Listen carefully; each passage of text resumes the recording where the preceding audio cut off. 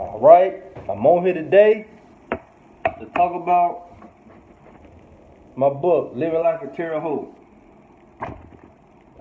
The reason I wrote that book was to help others make right decisions so they won't end up in the prison system.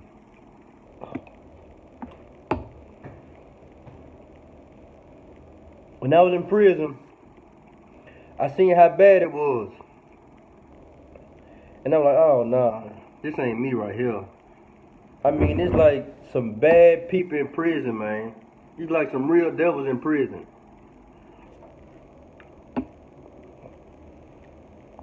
I couldn't believe what I got myself into. I felt like a statistic. I'm like, man, I don't know what I'm gonna do. I don't know how I'm gonna get a job.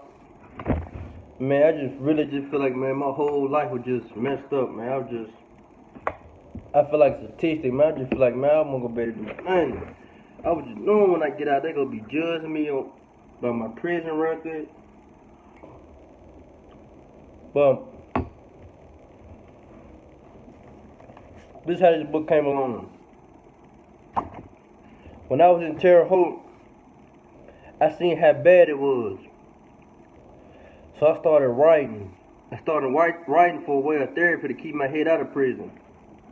Whatever went on, I was writing about it. The stuff in that book, it really happened. It either happened a few hours later, or like some days in the past.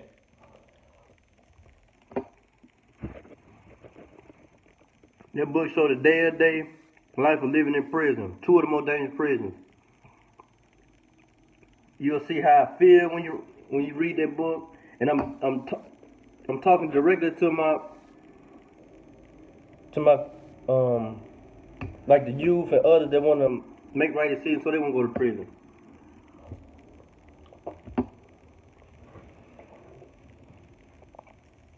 So when I was in there, man, it was just like I was just seeing like some real like devil type people. I'm like, man, this ain't me. I was scared I was gonna end up eventually kill. My biggest fear was killing somebody in prison. So I ain't just want to I couldn't just let nobody just disrespect me like that.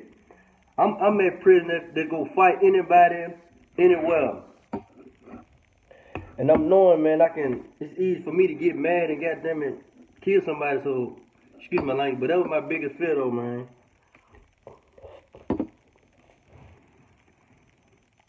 So I wrote that book to help others make right decisions so they won't go to prison. Cause it's a whole different world in there. It ain't the same in the free world. Like these dudes that's in there that's caught up in lockup life, they look at the outside world like it's a fantasy, like it don't exist. So just imagine you got 8 years, 10 years. This dude got a life sentence. He ain't never in his life getting out. So y'all ain't on the same type of time. So it be stuff that he willing to do that you ain't willing to do. Let me give you an example. Say if y'all in the same cell. He may want to wax the floor and paint the floor. Me, I'm like, man, I'm not for to paint no floor, man. I'm not for to wax no. No, man, I'm living in there, but I ain't caring about the place like that. Like it be dudes that been in the same cell for 10 years.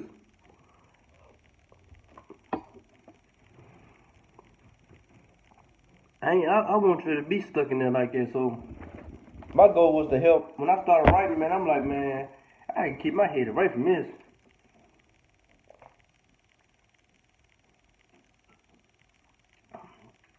So basically, when you read this book, you're going to see that I want to inspire others to make right decisions so y'all won't go to prison.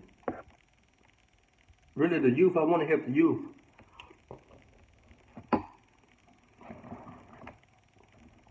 I got my dreams in here. I got big goals about this book right here. I want to put 1,000 of these in one juvenile detention center in every state. I'm going to repeat that. I want to put 1,000 books in one juvenile detention center every step. So if you really not work with me on this, click the link in my bio. I will drive these books to you. You buy 1,000 books, I'm going to drive them to you, and I'm going to donate the books to the Juvenile Detention Center in your name.